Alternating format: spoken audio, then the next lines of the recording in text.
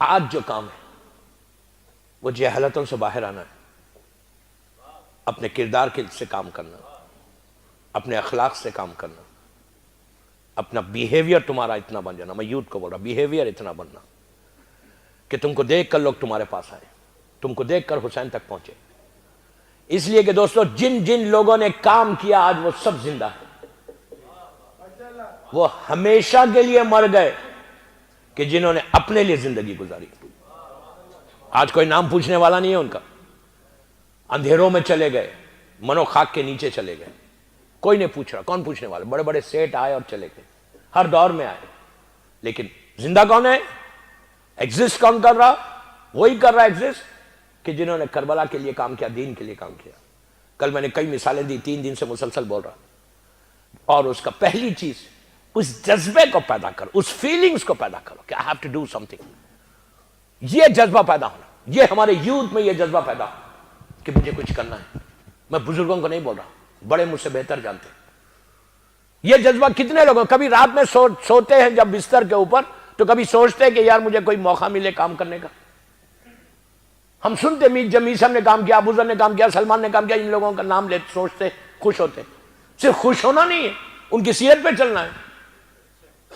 جب تک ہم کچھ کریں گے نہیں تو کیسے لائف گزرے گی؟ آپ مثال کے طور پہ دنیا میں بھی اگر آفیسز میں کام کرتے صرف ایک ٹریک پہ چل رہے آفس کے لیے، اگر آپ پروڈکٹیو نہیں ہیں تو کیا ہوتا؟ پھر نکال دیتے. جب تک کچھ کام نہیں کرتے صرف تم اپنے لیے سوچتے. دنیا میں جب ہماری یہ فیلنگز ہے تو اسلام بھی یہی بول رہا، اس جذبے کو پیدا کرو، اس فیلنگز کو پیدا کرو، اس احساسات کو پیدا کرو.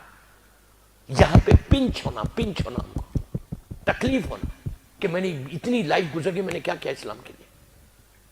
1000 واقعات. آج اس بی بی کا ذکر کرو کہ جس نے ایسے موقع پہ کام کیا، رزق حلال مسلسل چل رہا نا، ایک ایسے موقع پہ کام کیا کہ جس سے زیادہ دولت مند خاتون پورے مڈل ایسٹ میں نہیں تھی. مڈل ایسٹ میں اتنی دولت کے بعد اتنے پیسے، richest lady of the Middle East ملکۃ العرب تھی. اسلام نہیں آیا، اسلام آنے سے پہلے ملکۃ العرب تھی. اسلام آنے سے پہلے اسلام نہیں آیا. غور سے سنو، اسلام میں یہ جذبہ بتا رہا کہ اس بی بی کی فیلنگ، وہ بی بی پہ پوری تقریر نہیں کر رہا، میں خالی بتا رہا آپ کو کہ وہ فیلنگز پیدا کرنا. عورتوں میں بھی یہ فیلنگز پیدا ہونا کہ میں اپنی اولاد کو امام کے لشکر کا سپاہی بنانا ہے. مجھے کربلا والوں کے لیے اپنے بچوں کو تیار کرنا ہے.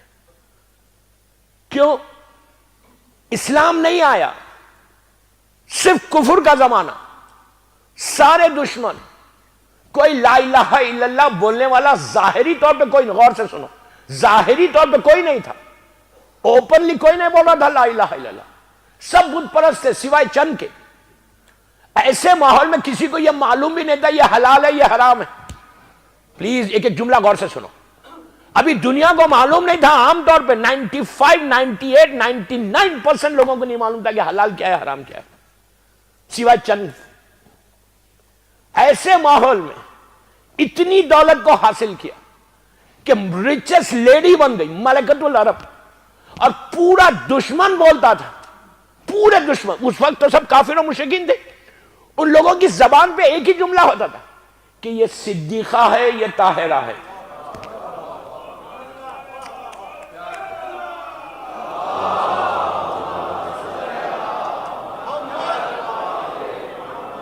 دوستو دشمن بولے صدیقہ تو ایک بات کا پتہ چل گیا کہ چاہنے والے جو امام کے چاہنے والے ہوتے وہ سچ بولنے والے ہوتے. طاہرہ پائس لیڈی تھی. یہ دونوں القاب بی بی زہرا کے ہیں، لیکن پہلے ان کی ماں کو دیا گیا یہ القاب. پہلے ماں کے القاب تھے، ماں کے ٹائٹلز تھے، اور دینے والا کون تھا؟ دشمن دے رہا تھا کہ یہ طاہرہ ہے، انہیں پاک اور پاکیزہ پائس لیڈی ہے، صدیقہ آنیسٹ ہے، سچ بولنے والی ہے. پتہ چل گیا کہ علی والے سچ ہی بولتے ہیں. ٹھیک ہے، یہ دو ان کو ٹائٹل تھے. میں ان کی پوری ہسٹری نہیں پڑھ رہا، میں آپ کو خالی بتا رہا ہوں وہ جذبہ، وہ فیلنگز. تو اتنی دولت تھی. کتنی تھی؟ کہ 70,000 آج کی لینگویج میں بول رہا، آپ کی لینگویج میں بول رہا کہ 70,000 اونٹ تھے، کیمل.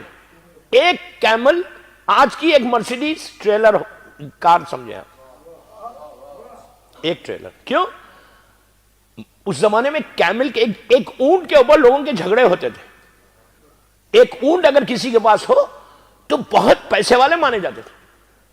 اونٹ ان کے لیے سب سے بڑی چیز تھی. موڈ آف ٹرانسپورٹیشن جو تھا اس زمانے میں، سامان جب ادھر سے ادھر جاتا تھا، کارگو ایئر کرافٹ تو نہیں تھے، نہیں ایئر لائن ویئر لائن پیدا نہیں ہوئی تھی جب، تو کچھ کارگو جو ہوتا تھا ادھر سے ادھر ٹرانسفر جو ہوتا تھا وہ اونٹ کے ذریعے ہوتا تھا.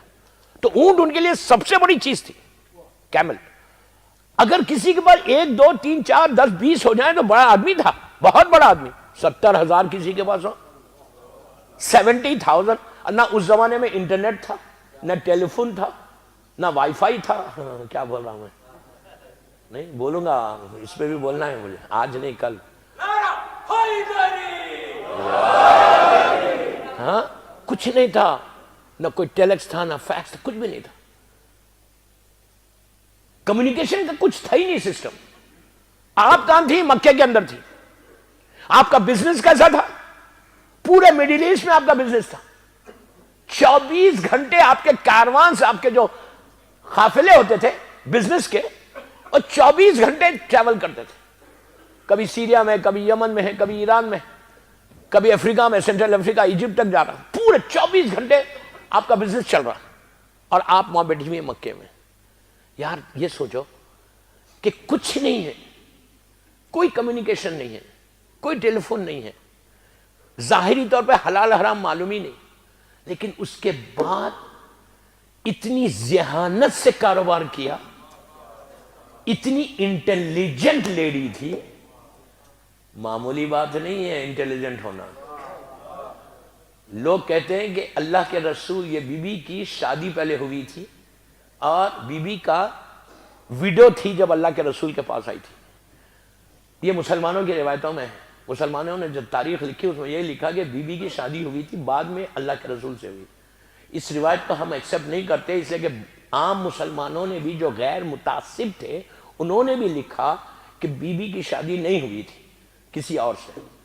ہمارے ایک عالم دین نے عجیب بات لکھی، انہوں نے کہا کہ شادی ختیجہ کی ہوئی نہیں تھی، اس لیے نہیں ہوئی تھی کہ وہ فاطمہ کی ماں بننے والی تھی.